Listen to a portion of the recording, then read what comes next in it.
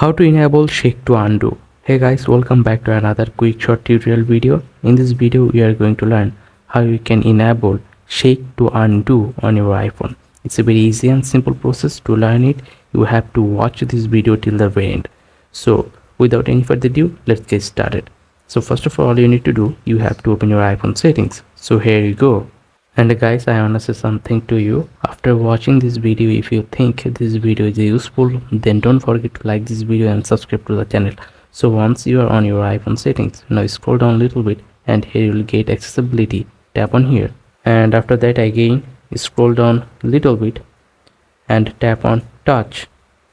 And now all you got to do, you have to scroll down all the way to the bottom and here you will get shake to undo. Enable this toggle, and through this we are done. From now on, if you delete something intentionally or accidentally, all you gotta do, you have to shake your phone, then you will get a pop-up like that and tap on undo and you will get your deleted file or text.